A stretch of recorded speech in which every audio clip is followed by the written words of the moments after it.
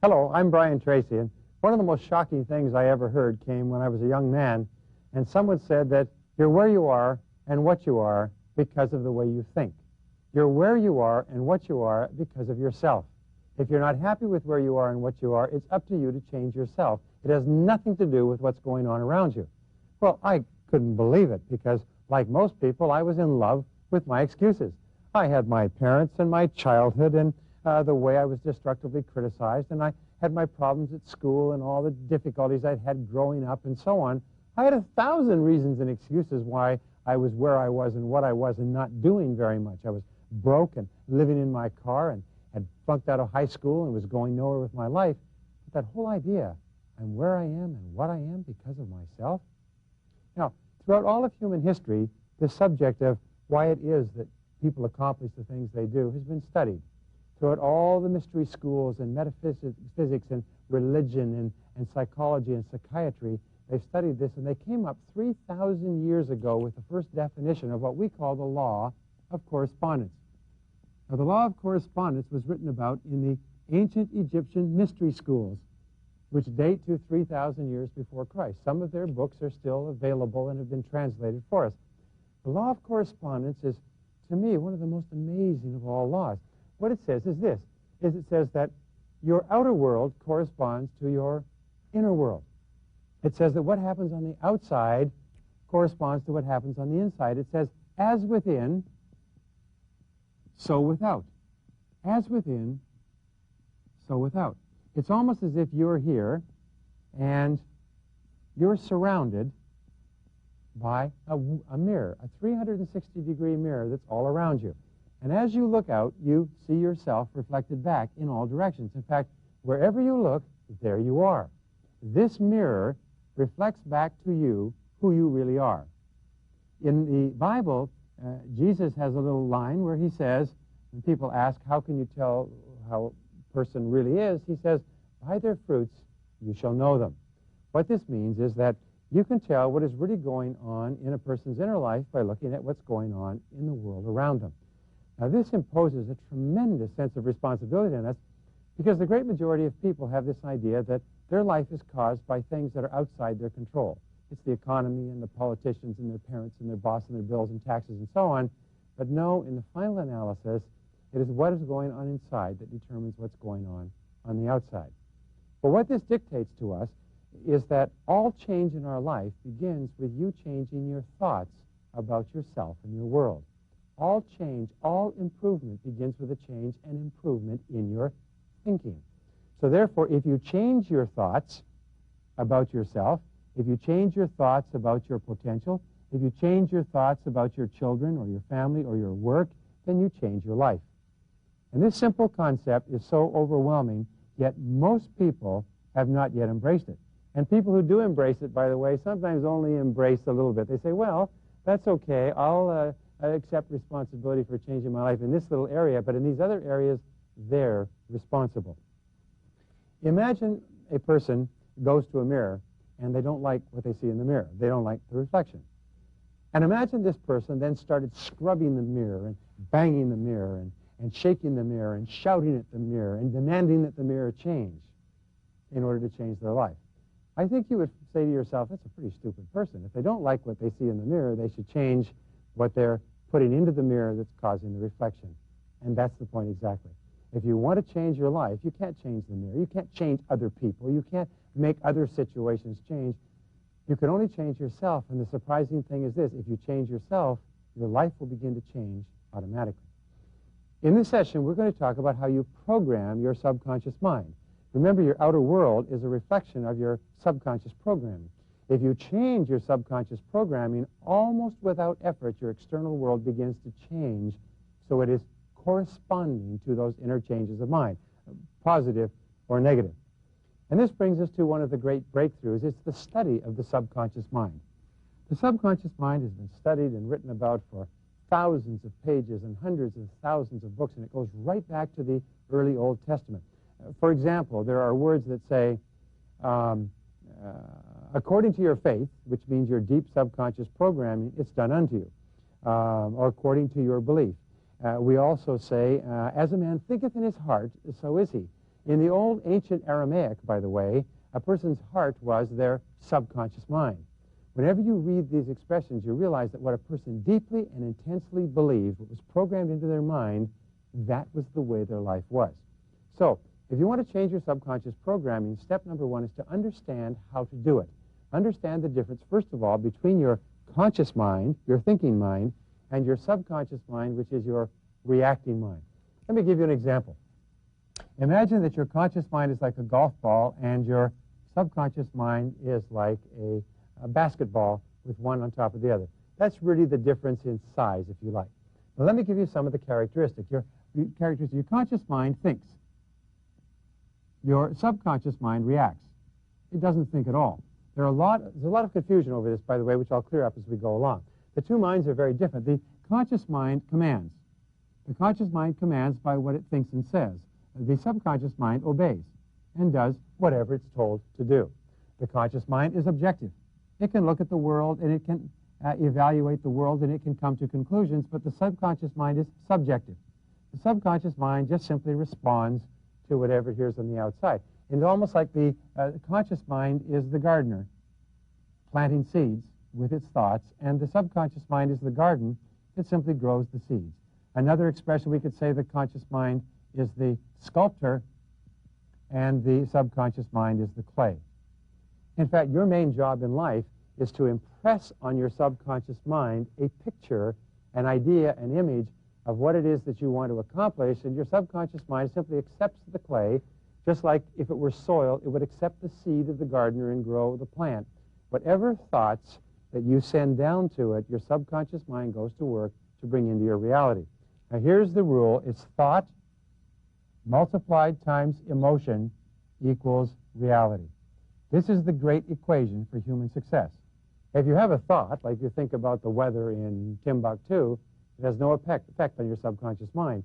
But if you have a thought and you mix it with an emotion of desire or fear, the subconscious mind accepts that emotion rapidly and accepts it as a command, as an instruction from the boss to get to work, to make changes, to bring about changes in your outer life. Well, when we talk about this conscious and the subconscious mind, let's talk about the different functions. The conscious mind works like a binary computer. It does four things. It, first of all, identifies incoming information, I. It compares incoming information, C. It analyzes incoming information, A. And then it makes a decision, D. The decision is always yes or no. It functions like a binary computer. It can only say yes or no to incoming information, like this. Well, when we talk about this, let's give an example. Identifying incoming information. Imagine this is the conscious mind, this is you, and a piece of information comes in. Let us say that you are walking across the street.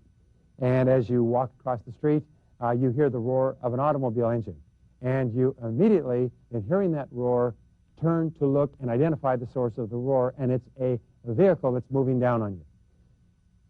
If the car is a block away and has a broken muffler and is making a lot of noise, you can continue walking. If the car is 50 or 60 feet away and going 60 miles an hour, then your experience with automobiles suggests that where you are is not a good place to be, standing in the middle of the traffic. So the second thing you do is you compare that moving automobile with all of your experiences with moving vehicles. As you compare that, very quickly you get an instinctive subconscious reaction to do something. The third thing that you do is you analyze your situation. And you analyze your situation prior to making a decision. By the way, how well you do each of these stages really determines the quality of much of your life. For example, the analysis is always based on, do you move to the right or the left? Do you move forward or backward? So your analysis is, should I move forward, which might be into traffic? Decision process, yes, no. Should I move backward, which is to safety? Decision process should be yes. So what you do is you say to your subconscious mind, move me backward quick. And by the way, the more intense the emotion, in this case the fear of actually losing your life, the more rapidly the subconscious mind accepts the command. Thought times emotion.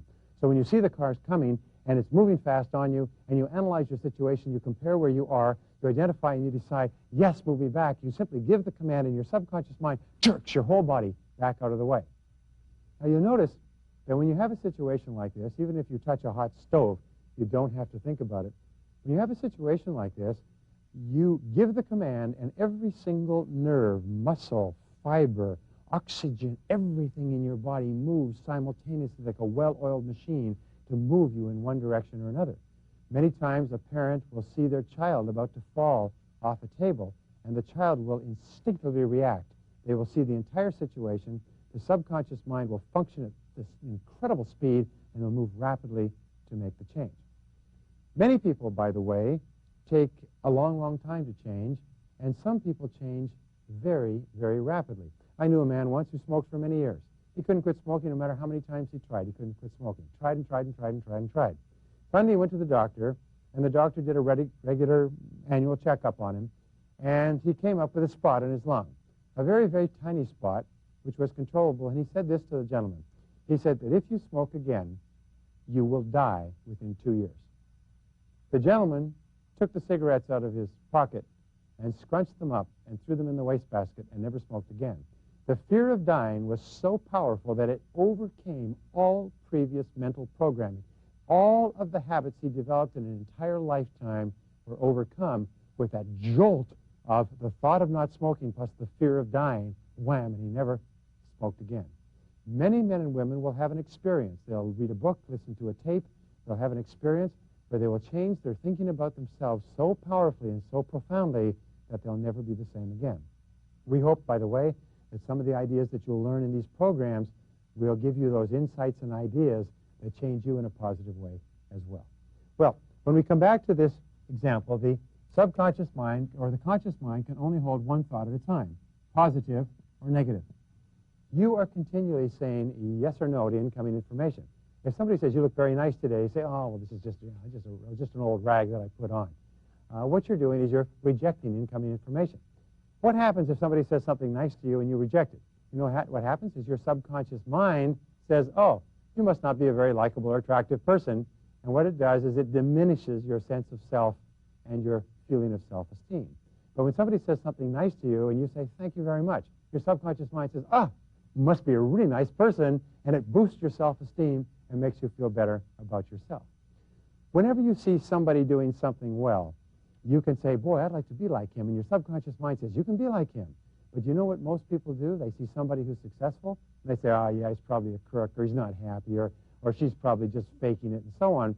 Whenever you denigrate another person for an accomplishment that you really, in your heart, would like to have, you know what happens? Is your subconscious mind says, oh, that's not possible for you, so therefore I'm not going to give you any help to make it a reality. Well, when we look at your subconscious mind, we find that your subconscious mind has a variety of characteristics and qualities. We know that when you go through the process of, first of all, identifying what's happening around you through your 5 or your 6 senses, then comparing those experiences with other experiences, and then analyzing them to decide what is the best thing for you to do at this moment, and then deciding, once you've made a decision, and to the degree to which that decision is accompanied by emotion, the decision is instantly relayed, almost like a detonator, like a plunger to your subconscious mind, and your subconscious mind acts on your decision. Well, your subconscious mind is really a huge data bank. Your subconscious mind has recorded every single piece of data that you have ever experienced in your life. Everything you've ever read, every experience you've ever had, everything you've ever felt or learned, every experience you've had in school, it's all been permanently recorded. Now, of course, if you're like most people, recall is kind of tough. In fact, there is a part of your subconscious mind, if I can come back here, there's a part of your subconscious mind called the black area. In this area down here are events and circumstances that may have happened in your early life that you cannot ever remember and which cannot be accessed even by psychotherapy. But in most cases, everything that you've experienced is there. There have been experiences now of people who have been taken and put under hypnosis to try to recall their previous experiences, and they can often relate with perfect detail experiences that took place when they were 2 and 3 years old. They can still remember the time, the place, the date, the circumstances, the smells, all the senses that were involved. In fact, the work by Dr. Wilder Penfield at the University Neurological Institute, at the Montreal Neurological Institute in Canada many years ago, found that if you could probe a brain that was open for brain surgery, an electrode to a certain part of the brain would cause the patient to instantly remember an event that may have taken place 50 years ago just once. Every experience you ever have is permanently recorded. Every message you've ever taken in about yourself, positive or negative, is permanently recorded, and it's affecting you at this very moment. Now, the role of this massive data bank is not to think. It doesn't think. It's not a thinking bank. What it is, it's mechanical. It's mechanical in this sense. It just simply takes and stores information in the most incredible ways and with the most incredible associations.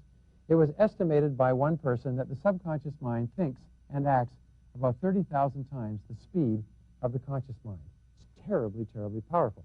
We even believe that the conscious mind has no memory. It's like a blank computer screen, and all the memory is stored in the memory of the computer. And so that we, as a person, can never even remember any of the things that we know. We always have to access the subconscious mind.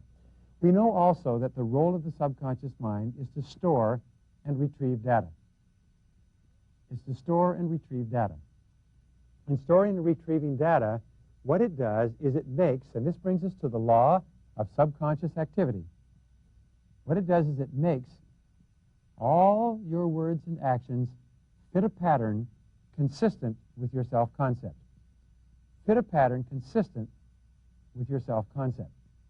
Now, this is very important. Your self-concept, as you know from previous sessions, is your bundle of ideas, beliefs, pictures, images, feelings, and so on about yourself based on all your life. The job of your subconscious mind, your mechanical job, is to make everything that you do fit a pattern consistent with what has gone into your mind. There is another principle called the principle of mental equivalency. The principle of mental equivalency is very powerful. What it simply says is that your most important job of all is to create the mental equivalent of what you want to experience. If you can have in your mind an absolutely clear idea of what you want to experience on the outside, if you can create the mental equivalent, and we say this, that the degree to which what you want to accomplish is absolutely crystal clear in your mind is the degree to which it appears in your reality. Successful people are absolutely clear about where they want to go and what they want to do. Unsuccessful people are very fuzzy and vague and uncertain about where they want to go and what they want to do. So successful people are constantly moving toward accomplishing these things because this principle of subconscious activity activates all of their senses so that they are alert and aware and sensitive to opportunities to move more rapidly toward achieving their goals. I had a good friend once who was living in the West, and he flew back east to visit some relatives and look to see if there was anything going on in the East that he could take back to the West as a business opportunity. He sat next to another businessman on the plane who worked all the time out there, and they got into a conversation. As they got into the conversation, he started talking about how he was looking for business opportunities, and this gentleman had just come from the West and said he had just been out there looking for somebody who was interested in a particular business that they had just introduced. Well, to make a long story short, he got so excited about it, he signed the papers on the airplane, turned around at the airport in the East, took the plane back to the West, started the business. The business became so prosperous that within 3 years he was a millionaire. Now, why is it that this young man, which is a true story, by the way, had this experience?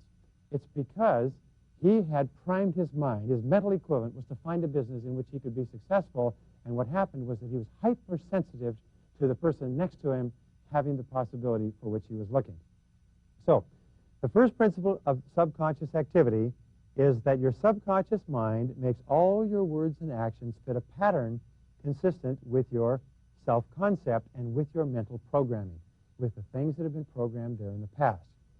Your subconscious activity works to bring your goals into reality. Whatever your goals are, your subconscious mind simply accepts them as a command. It doesn't question them.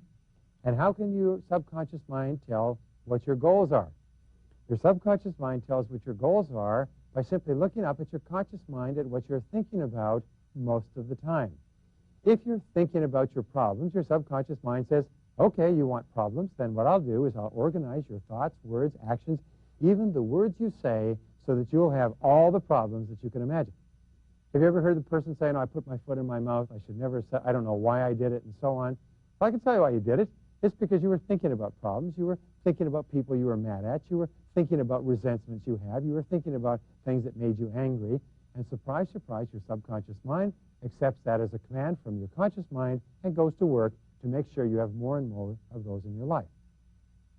Did you know that 80% of Americans, probably 80% of most people, worry about money most of the time? And what do you think happens to people who worry about money most of the time? You know what happens? is they have nothing but problems with money. Because from the time in the morning they get up, all day long they think and talk about how little money they have.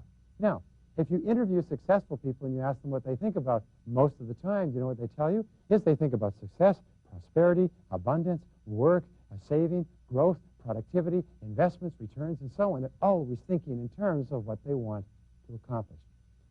Here's the wonderful thing about the subconscious mind that enables you to take complete control of its patterning and programming.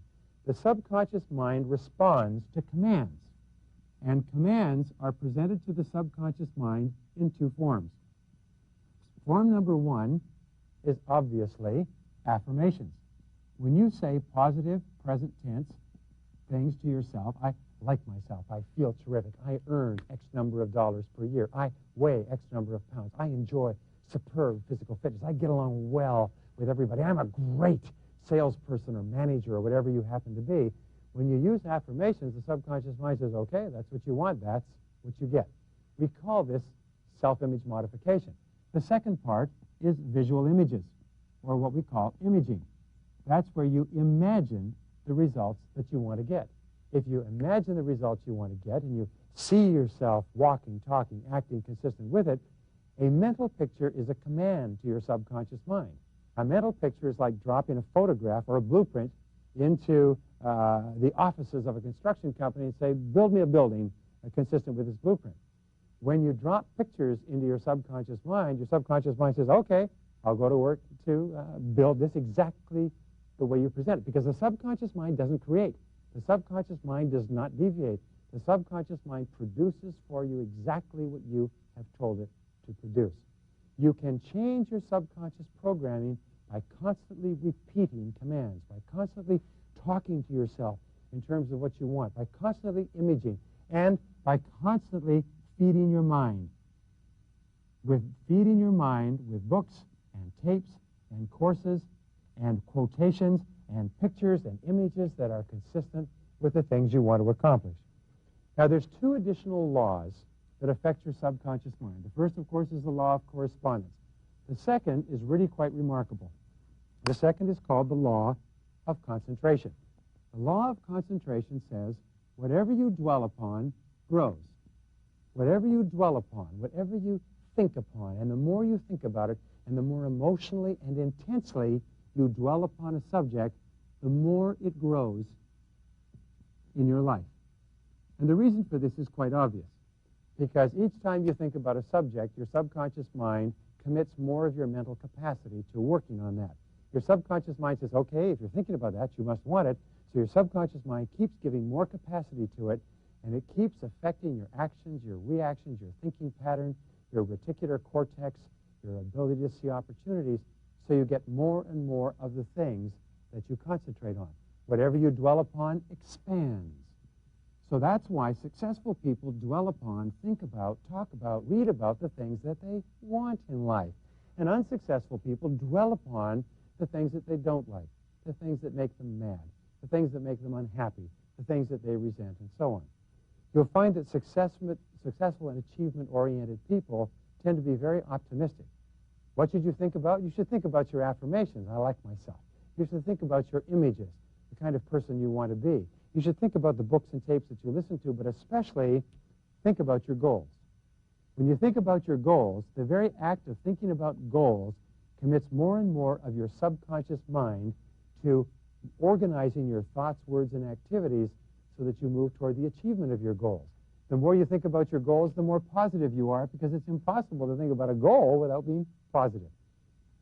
Now, the third law I want to introduce you to, the fourth law, law of correspondence, law of concentration, the law of subconscious activity, and the fourth law is the law of substitution. The law of substitution is the big one. I've had people write to me and tell me that this law changed their life, and it will change you. It's based on this fact. Since you, as a person with a conscious mind, can only hold one thought in your mind at a time, that thought can be positive or negative. And within this lies the ability to change your life. Your mind cannot remain a vacuum. It's going to have something to work on, and your job is to supply it. The law of substitution says that since you can only hold one thought at a time, positive or negative, you can substitute a positive thought for a negative thought. In other words, you can change your mind. You can change your thinking. What you can do is this, is when you're thinking about something that you're angry about, you can change and you can substitute a positive thought. You can think about something you want rather than something you fear. Have you ever heard a person say, well, I'm not going to think about that. I'm just not going to dwell on it. I'm just not going to let it preoccupy me. I'm going to put it out of my mind. And what happens with this, you said, well, you're not being realistic. Realistic usually means you're not being negative like me. The fact is that if you put something out of your mind, if you refuse to dwell upon it, it begins to lose its control over you. If you let go of a problem, or turn it over to someone else, or resolve it, or just forget it, what happens is it loses its effect upon you. When you think about it all the time, it keeps you completely preoccupied, and it uses so much of your mental capacity that you don't have the mental energy and direction and focus to do something else. So what you do is you use the law of substitution. You constantly think positive thoughts. Whenever you're faced with any difficulty, you get a traffic ticket, you think something positive. Now, the most positive thing you can think of is your goal. If you want to achieve something worthwhile in life, whenever you have a problem, think about your goal. And the most positive things you can say are these three. Number one is, I like myself. I like myself. No matter what happens to me, I like myself. And number two, whenever you feel fearful, you can say, I can do it. I can do it. And number three, every single day say, I feel terrific. I feel terrific. I feel terrific. Peak performance comes from mental programming. Mental programming comes from thinking about your goals, talking to yourself positively, visualizing what you want, and repeating over and over again, I like myself. I like myself. I like myself.